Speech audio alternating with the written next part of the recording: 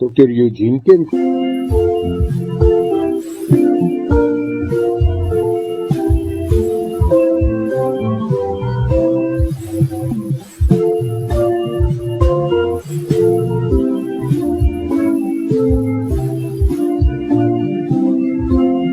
Dr. Eugene Kemp, ons rink. In die 18de eeu het daar ene Johann Wolfgang von Kempelen sy sogenaamde meganiese Turk ontwerp. Nou, dit was waarskynlik die eerste aanduidings van masjiene wat die mens gaan oorneem en die voorloper van die sogenaamde transhumanisme wat so 'n mengsel van mens en masjiene wat dan 'n superwese amper daarstel. Nou hierdie meganiese Turk was interessante, ek sal dit op my Facebook bladsy plaas, maar dit het die vorm aangeneem van so 'n pop wat soos 'n Turk gelyk het, en dan wat kon skaak speel en dan al die teenstanders, selfs die beste in die wêreld kon uitoorlê. Maar hy het gesit by soos 'n tafel wat toe was en binne in hierdie tafel het hulle toe later agtergekom, sit daar 'n baie slim, intelligente skaakspeler, 'n werklike mens, wat eintlik dit doen. En die geheim sou toe eintlik toe nou later uitlek dat dit nie hierdie masjiene wat so slim is nie, maar 'n baie intelligente mens wat daar in 'n baie klein spasie ingekrimp sou sit, om dan ander mense uit te oorlê. Nou hierdie het my baie laat dink aan kunsmatige intelligensie in ons tyd. En soms wonder ek oor die woord kunsmatig. Want ons leef in 'n wêreld wat eintlik so honger is aan egtheid.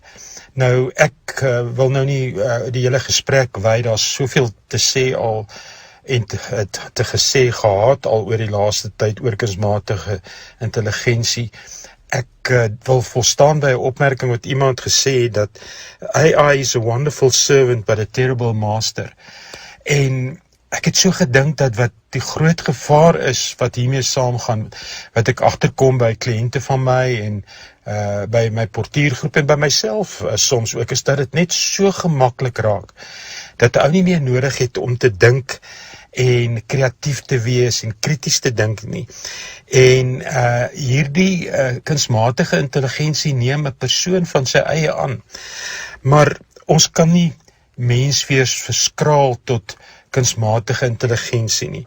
Want daar is iets wat kunsmatige intelligensie net nie kan doen nie, en dit is die opregtheid van emosie, van diep beleef, van diep onthou, en in egtheid in verhouding met ander te staan. Miskien is een van die goed wat ons ook doen, is dat ons soos hierdie meganiese Turk eintlik ons menswees verskraal deur in 'n klein ruimte, beperkte ruimte, ons oorspronklike kreatiwiteit en uniekheid van menswees daar te verskraal en te versteek en na buite toe iets anders te wil deurgee wat lyk of dit meer effektief is.